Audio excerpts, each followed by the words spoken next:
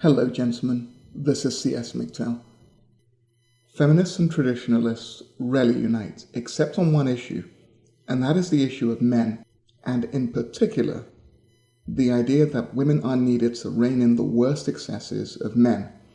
Feminists wish to achieve this via legal sanction, where the world is, for all intents and purposes, a straitjacket for men, and traditionalists want to achieve this reining in of males via the marriage contract.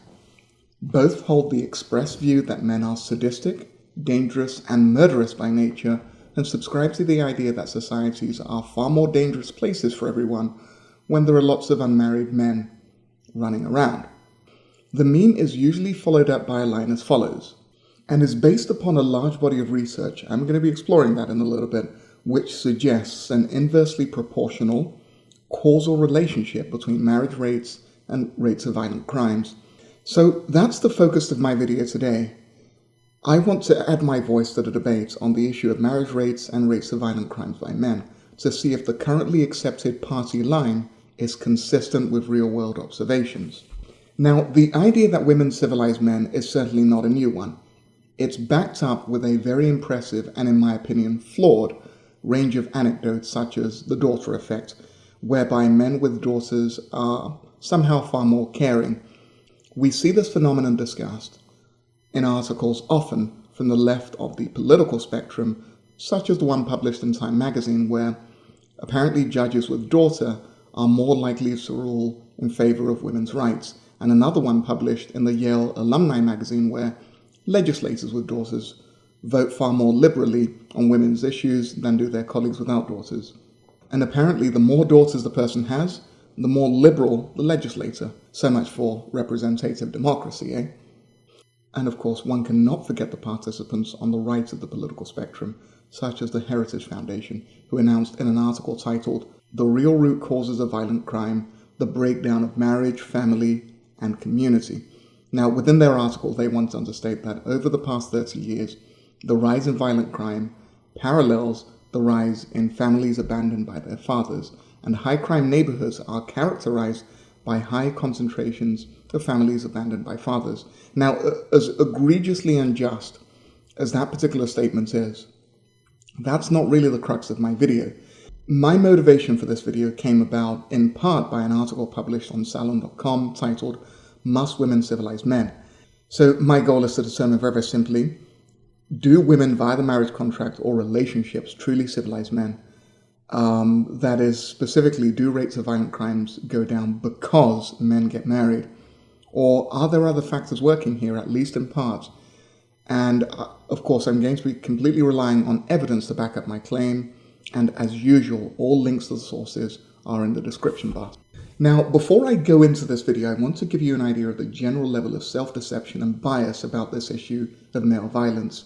Specifically, that male violence is actually much lower than female violence in domestic situations, which is, after all, the focus of this video.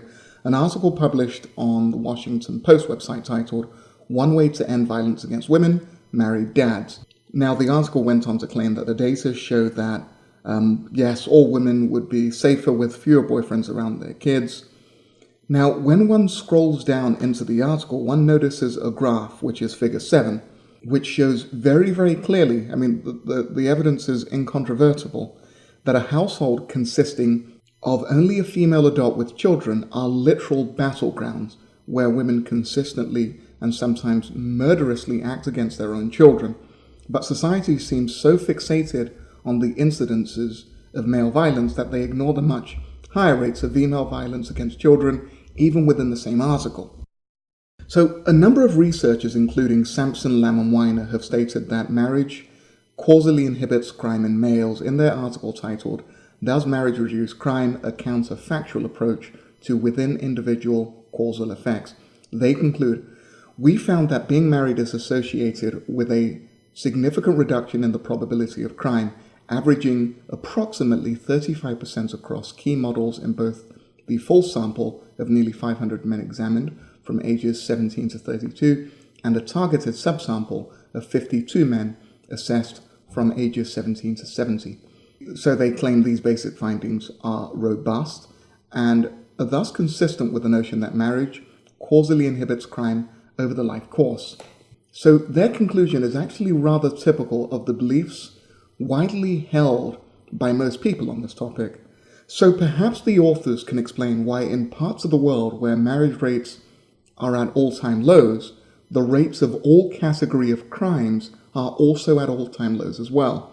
Surely, based on their hypothesis, we would be witnessing a Wild Wild West scenario of shootouts, arson, extortion, murder, and petty theft in these bastions of male recalcitrance. Over the past year, we've seen article after article detailing how crime is reaching all-time lows in Japan, for instance. On January the 14th, 2016, the Japan Times newspaper reported that the number of crimes reported in Japan in 2015 hit a post-war low. The National Police Agency has attributed the trend to an increase in security cameras, as well as raised public awareness of crime prevention. Furthermore, the online website Business Insider reported that Japan's homicide rate has been steadily decreasing since the 1950s, and now the country enjoys one of the lowest homicide rates in the world according to a new United Nations report. Fewer than one person is murdered for every 100,000 in the population compared to 4.8 for the United States and 44.7 in Belize. So on screen right now, you're going to see the unmarried rates in Japan. Men and women are literally abandoning marriages and relationships. Now, I'm certainly not suggesting a causal link between bachelorhood and, reduced crime rates. I certainly have no evidence to back up that particular statement. But a reduction in crime is usually always multifaceted and is a result of things such as better policing, better education so people can find jobs, potentially harsher sentencing, and even societal norms which make the criminal an outcast.